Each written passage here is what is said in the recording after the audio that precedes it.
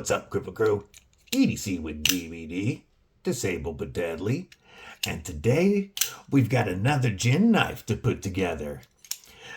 This time, we're looking at one of their adult knives, and we're looking at something that's more EDC friendly.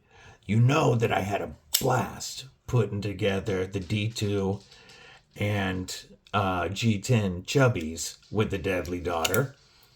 And these are very cool knives. I also have the G10 backlog knife,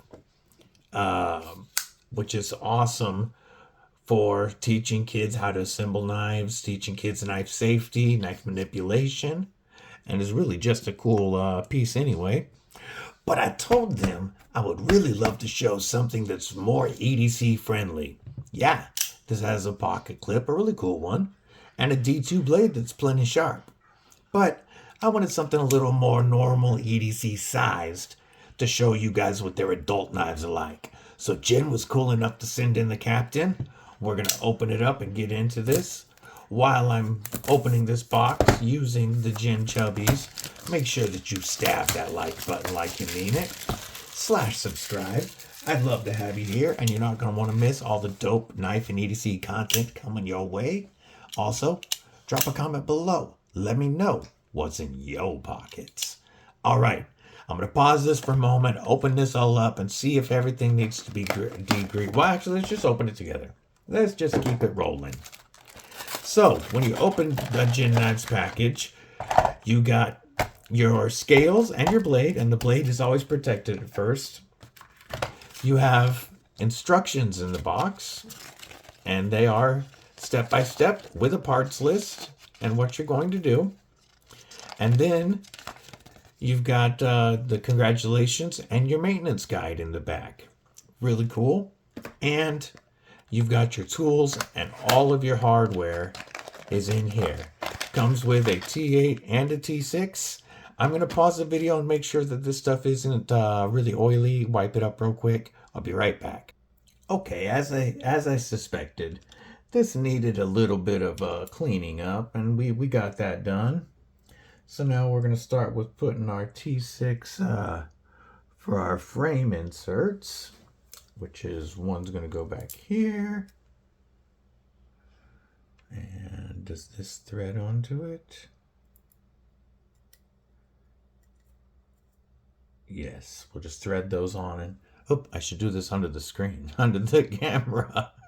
We will get these pushed through. It's the 2 flat screws. It's the only 2 flat ones. And then my standoffs. And we'll put those in. And then we push our pivot, our D-shaped pivot, through the hole, lining the D up. That way we've got a nice captured pivot that only requires one tool to turn. So we're going to set that down now. And we're going to apply one of our caged ball bearings. And they do send oil, but I use KPL, and this is what I'm going to use. We're going to put one on the detent ball, and then that was came out a little thick. We'll clean that up a little. And then they also, of course, they do include a nice bright green cleaning cloth with their name on it here somewhere. There we go. We got a little more KPL around that pivot ball than we needed, or that detent ball, I should say. We're going to throw our back spacer on. And then our stop pin goes right here. Now we are going to leave the sharp protector on. I learned that doing the ChuBBee when I cut myself. And we're going to push this guy down. And of course the liner wants to push it right back up, but that's okay. We're going to put that on with another drop of KPL. We want this to be nice and move nice and smoothly when we open it. Wow, this one is actually really, really quick to put together, guys. Very simple. One of the great things about this, it's not, and like I've mentioned before, these are fantastic for teaching kids knife components as well as knife safety. And you can start with G10 blades if you want for teaching them safety before you move on to some of their steel blades. But beyond that, they're also great for building your own confidence. Not only your knowledge in the knife that you're currently putting together, but it'll make it more comfortable for you to disassemble and reassemble your other knives. And to me, that's an important piece of confidence to have. Knives are tools they're mechanical with moving parts, and they require maintenance. The more confident you are in maintaining your knife, the better your knife is going to be. Now, we're going to do our body screws. Tighten these guys down. And then we've got those.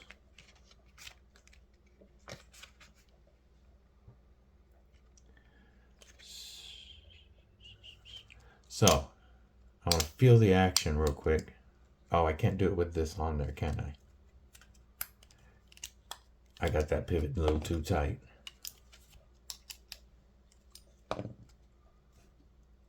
Why is this locked in? What did I do that's making it lock?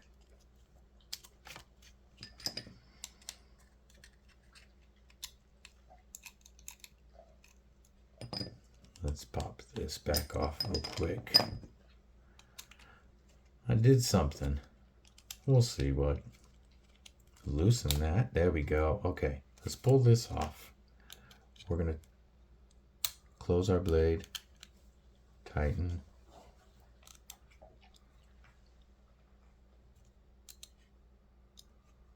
And then we've got our pocket clip, which it shows to use the button head screws on again. Even though I'm thinking the flat screws that it showed me to use on the other side would work better. So that's what we're going to do. I think the instructions just didn't differentiate the picture. When I was first putting these in, I wondered why it was the flat ones instead of the button heads to match the other side. But I'm guessing that's just the way that, yeah, see, that shows the flat ones. And I think that it should match the other side. These button head ones fit perfectly. So that's what we're going to swap to. And we're going to use the flat ones for the pocket screw like I originally thought, so that our pocket screw, or our pocket clip, I should say, is flush. Yes, that's what we're going to do. So if you get this knife, I would recommend doing the same. I would use the two flat screws for this right here, the pocket clip, and we're going to put those in. So everything is T6 except for the pivot, but they do provide you with a T6 and a T8 screwdriver, which is nice. Or not screw, but driver. Oh, I guess it is still. You know, it wouldn't be a DVD video if it didn't run a little long. Now this thing doesn't want to come out. Thank you. There we go. There's a little bit of a magnetic charge. Oh, there we go. Screw those pocket clips in. Yeah, the flush screws make much more sense. Ooh, dang, that action is crazy. Insane drop shut action. Let's check our centering. Okay, we're going to tighten that a little bit. Now our centering looks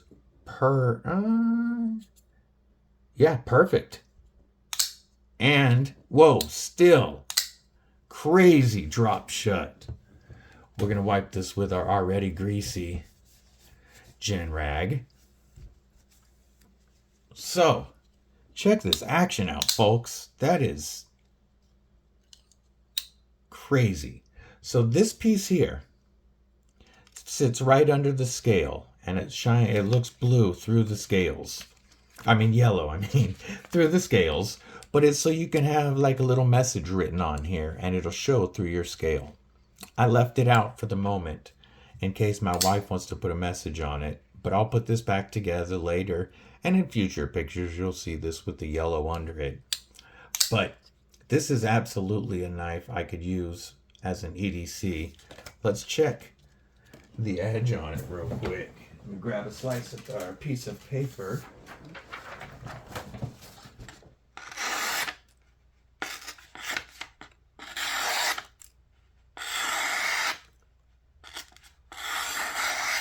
Not bad at all. Look at that. That's a pretty decent factory edge right there, Jin. Looking good. Let's move some of this stuff out of the way. Just give you guys like a quick size comparison on the knife. I will carry this knife a bit and then give you guys more of a review. Now that I have one of their EDC knives, let's compare it against one of my favorite knives of all time.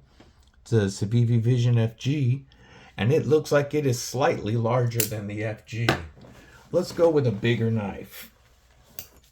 Let's bust out the Farrah Monster. And if we put this right to that line and put this right to that line. So we're looking at an 8-inch knife all day. Definitely a full-size EDC with a decent flat grind, decent height flat grind. We're looking at an edge that is pretty even until you get to the smile. So, fit and finish on this. I mean, I put it together, so obviously it's amazing. The action on this is crazy good. It's snappy. It doesn't fail. That detent works perfectly for it. And if you're not careful, this thing will take your thumb off. It is drop shut and a half on those bearings. If I was going to give you a negative for it, maybe the T6 screws. You know, of course, I prefer T8s, so there's less chances I'm stripping. But the only real negative I have is this sharpening choil. As you can see, the plunge grind starts back here, but it goes all the way till the edge right here. So there's already a smile forming. Let's check that stop pin placement. Perfect. Stop pin placement is behind the flipper tab, meaning you could easily cut your own choil into this. So, at least it is a fixable issue. You can take care of it with a Dremel on your own or a little diamond file. That is a pretty cool knife. It matches my ChuBBees really well. I'm going to carry this. I'm going to review this, and I'm going to give you real thoughts on it. But my first impressions, for the price of this knife, which comes in at only $32.99, I think that's a pretty fair deal for G10 and D2. I think it's dope that you get to put it together yourself. Just for some quick measurements, you're looking at a 3.5-inch D2 blade and a 4.5-inch handle to get you exactly 8 inches. I like this G10 backspacer because it's comfortable in hand, and it gives you a little lanyard spot in the back. This does come in a couple of other colors if you want solid black G10, so you know you don't have the translucent blue. That's available for the same price, and they also make this with like a stars and stripes motif. This knife again is called the Captain. I will have it linked below. That's a non-affiliate link, so feel free to check it out, buy, do whatever you want. Let me know your thoughts on the Jin Captain below. And We'll be back soon with the review. In the meantime, have a killer week. Stay safe, stay frosty, and most importantly, stay deadly.